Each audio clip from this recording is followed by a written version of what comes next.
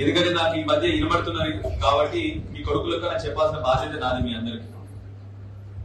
ఇప్పుడు ఇక్కడ పెన్షన్ వచ్చిన వాళ్ళు ఎవరు ఉన్నారా? పెన్షన్ బీడీ పెన్షన్ కానీ పెద్ద మనుషుల పెన్షన్ కానీ ఒకసారి చేస్తున్నామా? చాలా మంది ఉన్నారు. Very good. అంటే దగ్గర మీకు 9-10 ఏళ్ళు కేసీఆర్ వచ్చినప్పటి నుంచి వస్తున్నాయి పెన్షన్. ఎక్కడికి వస్తుంది పెన్షన్ పైసలు? అంగు మనకి బ్యాంకుకి వస్తాయా లేదా? మధ్యలో వచ్చిస్తారా? బ్యాంక్ వస్తాయి. నువ్వు పోతావు, మంచిగా జేబులో పెట్టుకుంటావు, వెళ్ళిపోతావు. అవునా?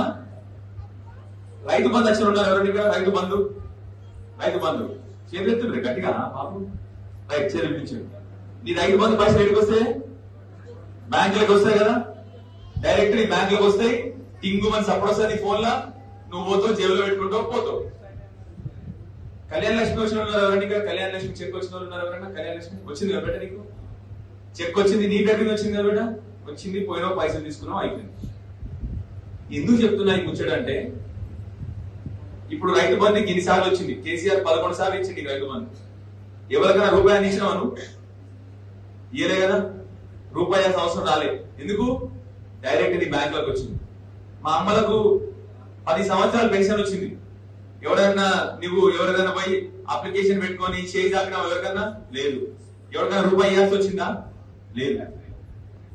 అది కేసీఆర్ గారు చేసిన గొప్ప పని. ఎవరికి అర్థం కాలేదు. కేసీఆర్ ఏం చేసిండు? మధ్యలో ఒక మంచి వస్తే మళ్ళీ చేయి చాపుతారని డైరెక్ట్ నీ బ్యాంకు వేయడం మొదలుపెట్టిండు. ఏది ఇచ్చినా నీ బ్యాంకుకు రావాలి, మధ్యలో ఎవరు రావద్దు. ఈ మధ్య నాకు షికాయత్ వస్తుంది మళ్ళీ. ఇందిరం ఇల్లుకు ఒక రేట్ అట, దాని పేరు ఇంకోటి మన రేషన్ కార్డుకు ఒక రేట్ అట. మీ కొడుకుని దండం పెట్టి కోరుతా ఉన్నా, ఇది రానియకండి. ఎవరికి రూపాయి ఇవ్వాల్సిన అవసరం లేదు. అర్థమైందా? అది మన హక్కు, మీకు ధర్మంగా వచ్చేది. మీకు రూపాయి ఎవడైనా అడిగితే, ఎవడైనా రూపాయి అడిగినా ఈ ముచ్చట మంచిగా ఉంది. రోగలు ఉంటుంది మన ఇంట్లో, రోగల్ బండి ఉందా అందరి లేదా? ఇంకా తీసేసిన గ్రైండర్ పెట్టేది అందరూ. రోగల్ బండి ఉన్నది కదా, ఆ రోగల్ బండి తీసి మన తల మీద కొట్టి నా పేరు చెప్పుండ్రి. నేనే స్టేషన్ జైలుకి నేను పోతా, నా పేరు చెప్పుండ్రి. అర్థమైందా? చెప్పి మీకు మీ కొడుకులకే చెప్తున్నా, దేనికి ఎవరికి రూపాయి ఇవ్వాల్సిన అవసరం లేదు. బాగా ఈ మధ్య తమాషా అయిపోయింది అందరికి. కేసీఆర్ కింది కొరకే ఆ రోజు ఏం చేసినా డైరెక్ట్ నీ బ్యాంక్ లోకి వచ్చినట్టు చూసుకున్నాడు. తెలుసు ఆయనకి లంగతనాలు లంగముచ్చట్టు ఉంటాయని చెప్పి తెలుసు ఆయనకి. అందుకొరకే ఏం చేసినా ప్రజలకు డైరెక్ట్ ఇవ్వాలి. అందరు ఏమనుకున్నారు? వాటికైనా బ్యాంక్ వస్తుంది అనుకున్నారు. కాదు, మీకు ఎవరు మధ్యలో రావద్దని సార్ బ్యాంకులు వేసింది. సో ఇప్పుడు కూడా అదే చెప్తున్నాం మీ అందరికి, దయచేసి మీకు బిల్లులు వస్తాయి సరే, దానికి ఒక పద్ధతి ఉంది కాబట్టి పద్ధతి ప్రకారం కట్టుకోరు అంతే. ఎవరు ఆపనికి లేదు. స్లాబ్ వేసినప్పుడు కింద బేస్మెంట్ కట్టినప్పుడు 1 లక్ష అందరికీ బిల్లులు వస్తాయి. ఎవరికి ఏం కష్టం ఉన్నా, మీకు నా ఇల్లు అడ్రస్ తెలుసు కదా, బస్ స్టాండ్ ముందంటే బస్సు దిగితే నా ఇల్లు ఉంటుంది, నా ఫోన్ నెంబర్ ఉంటుంది. ఎవరైనా మీరు నాకు కష్టపడితే నాకు చెప్పు, విలేజ్ సెక్రటరీ కానీ ఎవరైనా కానీ. ఇది మన హక్కు. ఇక్కడ ఉన్న అధికారులందరికీ జీతాలు వస్తున్నాయి ఆల్రెడీ.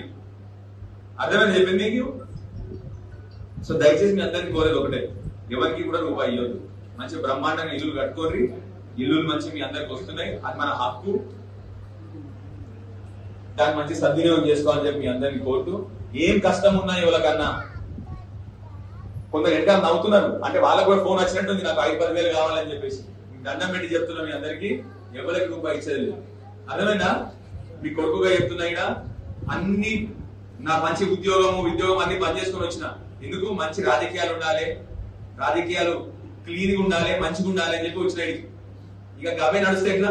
అర్థమైంది చెప్పి మీకు. అందుకొరకే మార్పు రావాలి, ఎప్పుడో ఒకసారి మార్పు రావాలి. ఎవరికి రూపాయి ఇవ్వాల్సిన అవసరం లేదు. మీ దండం పెట్టి కోరుతా ఉన్నా, మీ కొడుకులా కోరుతా ఉన్నా. కాబట్టి ఏం కష్టం వచ్చినా నాకు చెప్పుండ్రి, నేను వస్తాను కావాలంటే. కానీ మీరు మాత్రం ఎవరికి తలంచాల్సిన అవసరం లేదు, ఎవరికి భయపడాల్సిన అవసరం లేదు. సరేనా? జై తెలంగాణ.